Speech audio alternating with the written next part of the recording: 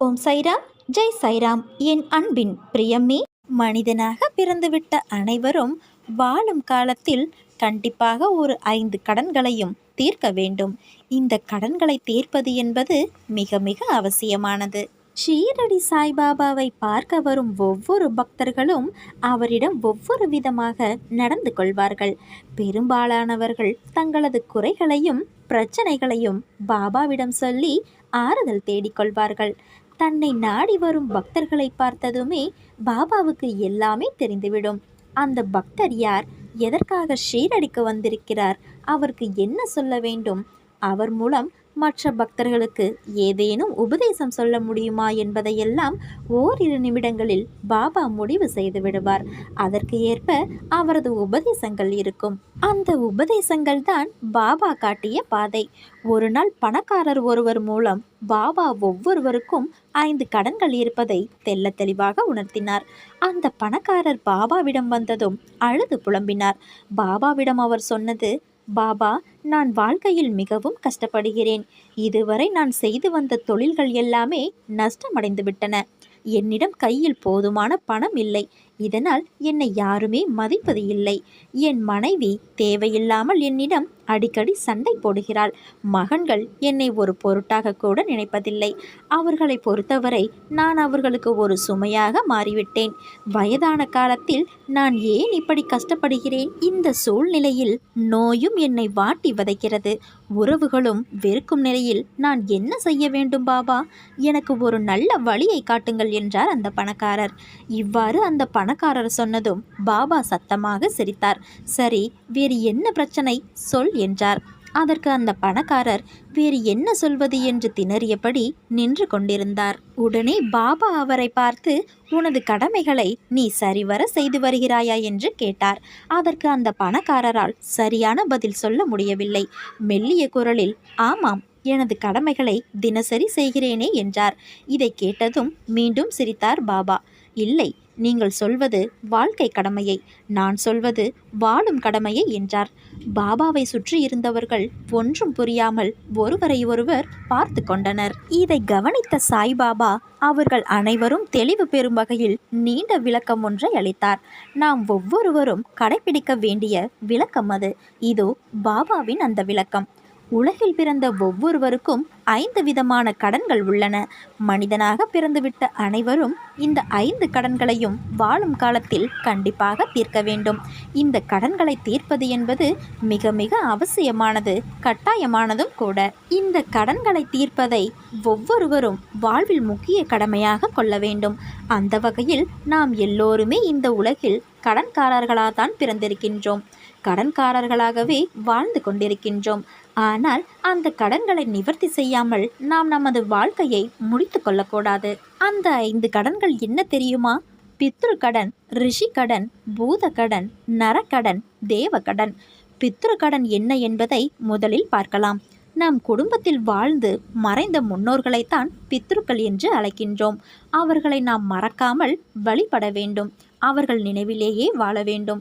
பித்ருக்கள் இந்த உலகை விட்டு சென்ற நாளை திதிக்குரிய நாளாக கணித்து ஒவ்வொரு மாதமும் அவர்களை நினைத்து மரியாதை செய்ய வேண்டும். அவர்கள் என்ன விரும்பி சாப்பிடுவார்களோ அதை படைத்து வழிபட வேண்டும். ஆண்டுக்கு ஒரு தடவை அவர்கள் பரிபூரண தினத்தை மறக்காமல் பூஜித்து வணங்க வேண்டும்.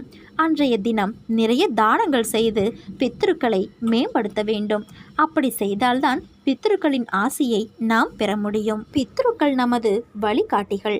நாம் கேட்டாலும் கேட்காவிட்டாலும் அவர்கள் தாமாக முன்வந்து உதவி செய்வார்கள். நீங்கள் அவர்களை மறந்தால் மிகவும் வருத்தப்படுவார்கள். நமது இரத்த சொந்தங்கள் நம்மை மறந்துவிட்டார்கள் என்று வேதனைப்படுவார்கள். சில பித்ருக்களுக்கு கோபம் கூட வந்துவிடும். அவர்கள் சாபம் கொடுக்கவும் வாய்ப்புள்ளது. அப்படி சாபம் பெற்றுவிட்டால் நமக்கு கஷ்டங்கள் தான் மிஞ்சும். அப்படி கஷ்டப்படக்கூடாது என்று நினைத்தால் பித்ரு கடன்களை ஒழுங்காக செய்யுங்கள்.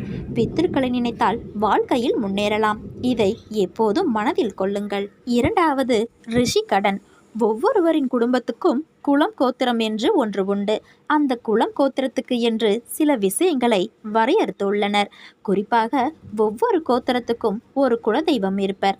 அந்த குலதெய்வத்தை போற்றி வழிபாடு செய்ய வேண்டும். சிலர் தங்களது குலதெய்வம் தெரிந்திருந்தும் கண்டு கொள்ளாமல் வாழ்வார்கள். அவர்களுக்கு வாழ்க்கையில் எவ்வளவுதான் பணம் இருந்தாலும் மறுமையில் அது ஒரு கடனாக மாறிவிடும். எனவே குலதெய்வமான ரிஷி கடனை கட்டாயம் தீர்க்க வேண்டும். குலதெய்வத்தை ஒவ்வொரு நாளும் வழிபட வேண்டும். சிலருக்கு குலதெய்வம் எது என்று தெரியாது. அப்படிப்பட்டவர்கள் தங்களுக்கு விருப்பமான ஒரு குருவை தேர்வு செய்து அவரையே வழிபட வேண்டும். இதன் மூலம் ரிஷி கடனை மிக எளிதாக தீர்க்கலாம். மூன்றாவதாக பூதக்கடன். இந்த கடனை தீர்ப்பது மிக மிக எளிது. உலகில் உள்ள எல்லா ஜீவராசிகளிடமும் அன்பு காட்ட வேண்டும். நமது வீட்டில் ஆடு, மாடு, கோழி, நாய், பூனை என்று பல வகையான உயிரினங்களை வளர்ப்போம். அந்த உயிரினங்கள் அனைத்திடமும் நாம் அன்பை பிரதானமாக வெளிப்படுத்த வேண்டும். வீட்டு செல்ல பிராணிகளிடம் மட்டுமல்ல, பறவைகளிடமும் நாம் அன்பு காட்ட வேண்டும். தாவரங்களுக்கும் நமது அன்பு கிடைக்க வேண்டும். ஆனால் தாவரங்களிடமும் உயிரினங்களிடமும் நாம் அன்பு காட்டுவதில்லை. அவற்றை நாம் ஒரு பொருட்டாகவே நினைப்பது கிடையாது. இந்த நிலை மாற வேண்டும். உயிர் இருப்பது உயிர் இல்லாதது என எல்லோரிடமும் அன்பை விதையுங்கள். இதைத்தான் பூதக்கடன் என்கின்றோம். நான்காவது நரக்கடன். இது நம்மை சுற்றி இருக்கும் சக மனிதர்களிடம் நாம் காட்ட வேண்டிய அன்பை குறிப்பதாகும். நம்மோடு எத்தனையோ விதமான மனிதர்கள் வாழ்கிறார்கள். அவர்களிடம் ஜாதி, மதம், இனம், நிறம், மொழி உள்ளிட்ட எந்த வேறுபாடுகளும் பார்க்காமல் நாம் வாழ வேண்டும். நம்மை சுற்றி எத்தனையோ பேர் 3 நேரமும் உண்பதற்கு உணவு இல்லாமல் இருப்பார்கள். எத்தனையோ ஏழைகள் சரியான ஆடைகள் இல்லாமல் தவிக்கிறார்கள். அத்தகையவர்களுக்கு தானம் செய்யுங்கள். பசியோடு இருப்பவர்களுக்கு ஒரு நேர உணவாவது கொடுங்கள். உங்களால் இயன்ற உதவிகளை செய்ய ஒருபோதும் தயங்காதீர்கள். நீ எந்த அளவுக்கு உன்னை சுற்றி இருப்பவர்களுக்கு உதவி செய்து அவர்களை மேம்படுத்துகிறாயோ அந்த அளவுக்கு நரக்கடனிலிருந்து நீ விடுபட முடியும். ஐந்தாவதாக இருப்பது தேவக்கடனாகும். பித்ருக்கடன், ரிஷிக்கடன், பூதக்கடன், நரக்கடன் ஆகிய 4 கடன்களையும் செய்து முடித்த பிறகுதான் 5வது கடனான தேவக்கடனுக்கு வர வேண்டும். தேவக்கடன் என்பது நமது தெய்வ வழிபாட்டை குறிக்கும். முதல் 4 கடன்களை செய்யாமல் தெய்வத்தை வழிபடுவதால் எந்த புண்ணியமும் இல்லை. முதல் 4 கடன்களையும் செய்து கொண்டே 5வது கடனை பூர்த்தி செய்ய வேண்டும். இப்படிப்பட்ட 5 கடன்களையும் ஒவ்வொருவரும் புரிந்து கொள்ள வேண்டும். நீங்கள் இதை புரிந்து கொள்ள வேண்டும் என்பதற்காகத்தான் நான் இதை கடன்கள் என்று சொல்கின்றேன். ஆனால் உண்மையில் இந்த 5ம் கடமைகளாகும். இந்த கடமைகளை உணர்ந்து யார் ஒருவர் செயல்படுகிறாரோ அவர்தான் மேன்மை பெற முடியும். இந்த கடன்களை செய்து முடிக்காதவரை நீ எத்தனை பிறவி எடுத்தாலும் அது தீரப்போவதில்லை. ஒவ்வொரு பிறவியாக அது தொடர்ந்து கொண்டுதான் இருக்கும். நான் சொன்ன 5 கடன்களையும் எப்போதும் மனதில் நிலைநிறுத்தி கொண்டு செயல்படுங்கள். வாழ்வில் நிம்மதி இல்லை, சந்தோஷம் இல்லை, துன்பம் மட்டுமே இருக்கிறது என நீ புலம்புகிறாயே, முதலில் இந்த 5 கடன்களையும் தீர்த்து விட்டாயா என்று யோசி. தீர்க்கவில்லை என்றால் உடனே அதை சரி செய். உன் அப்பா என்றுமே உனக்கு நல்லதை மட்டும்தான் சொல்வேன், செய்வேன். கடல் அலை போல 1000 துன்பங்கள் உனக்கு வந்தாலும் உன் தந்தையான நான் உன்னை கரை சேர்ப்பேன் என்ற நம்பிக்கை உனக்கு முழுமையாக இருக்கிறதல்லவா? பிறகு உன் தந்தையான நான் உன்னை எப்படி கைவிடுவேன்? நீ நம்பிக்கையோடு இரு, நல்லதே நடக்கும். யார் வேண்டுமானாலும் எதை வேண்டுமானாலும் பேசட்டும். உன் பாதையில் நீ உறுதியாக இரு. உன் மீது நம்பிக்கை வை. உன் மீது நீ வைக்கின்ற அசைக்க முடியாத நம்பிக்கையே நீ என் மீது வைக்கின்ற நம்பிக்கையாகும். என்னால் எதுவும் முடியும் என்று சொல். நிச்சயம் அது முடியும். காரணம் உன்னில் இருப்பது நீ அல்ல, உன் தந்தையான நான். உன் குலம் தலைக்க, குடும்பம் செழிக்க உன் தந்தையான நான் உனக்கு எப்போதும் துணையாக இருப்பேன்.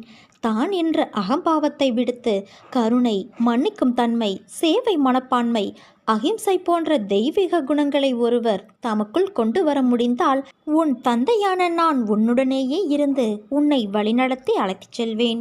உன் மனதில் தோன்றிய கவலைகளாலும் நீ அடைந்த துன்பங்களாலும் எதிர்காலத்தை பற்றிய பயம் உன் உடல் கட்டுக்கோப்பை இழந்து வாடி மெலிந்து கண்களில் ஒளியில்லாமல் நீங்கி இருப்பதை பார்த்து நான் நெஞ்சம் உடைந்தேன். நான் உனக்கு என்னை வெளிப்படுத்தி கொண்டு ஒவ்வொரு நிகழ்விலும் உன்னோடு இருப்பதை உறுதிப்படுத்தி கொண்டே இருந்தேன். இப்போதும் அப்படித்தான் இருக்கிறேன்.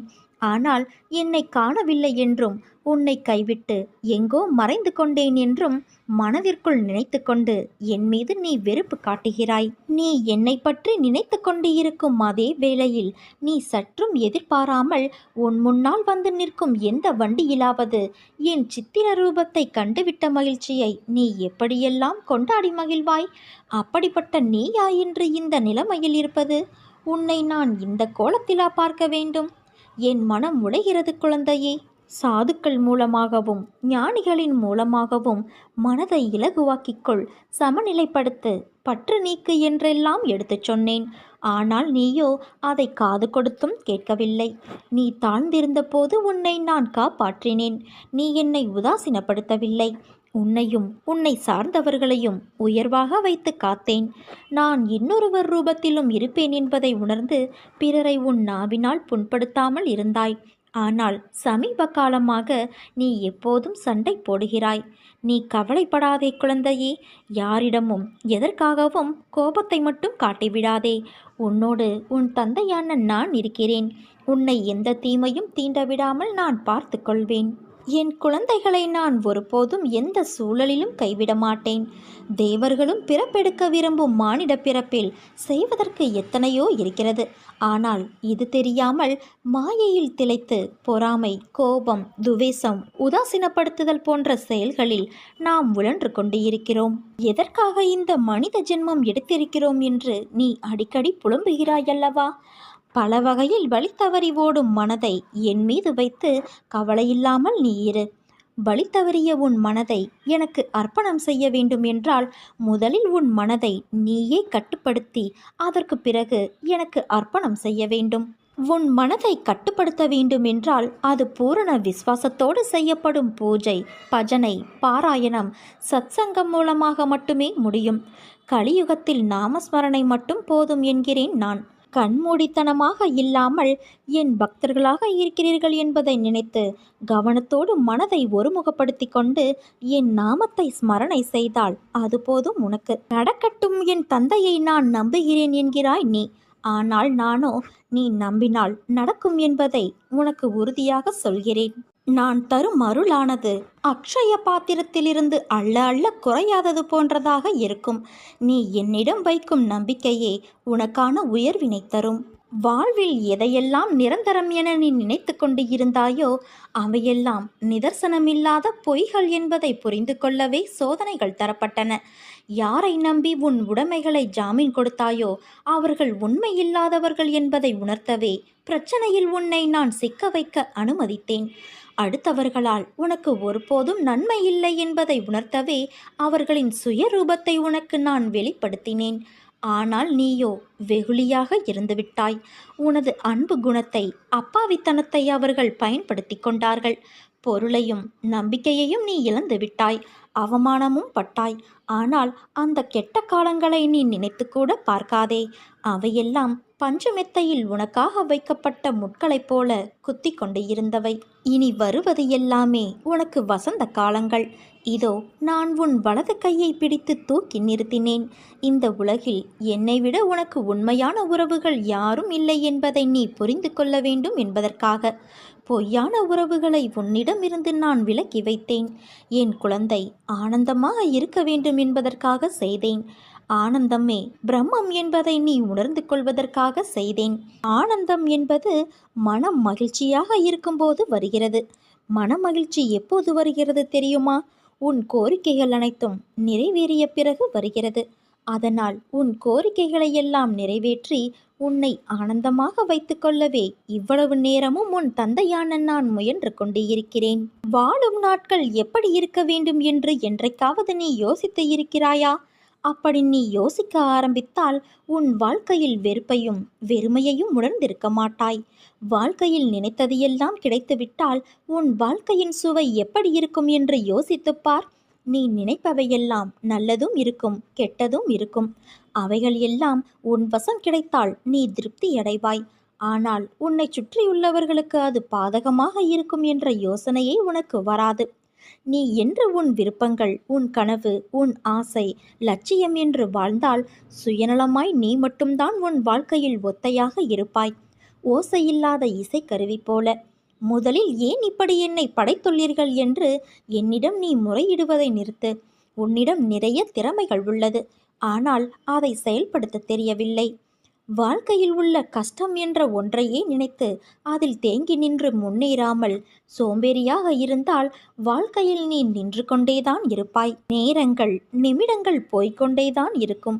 வாழ்க்கையில் முதலில் உனக்கு எது தேவையுள்ளது, எது தேவையில்லாதது என்று பட்டியலிடு. தேவையுள்ளவற்றை முன்னே நிறுத்து. அதற்கான முக்கியத்துவத்தை கொடு. அதற்காக உழைத்து போராடு. நிச்சயம் எல்லா விஷயத்திலும் நீ முக்கியமாக திகழ்வாய். உன்னோடு நான் என்ற உன் தந்தை இருக்கிறேன். என் பரிபூரண அருளும் ஆசீர்வாதமும் உனக்கு எப்போதும் உண்டு என் குழந்தையே. நீ எல்லா செல்வ வளங்களையும் பெற்று சீரும் சிறப்புமாய் சுபிட்சமாக நல்ல பெயரோடு வாழப்போகிறாய்.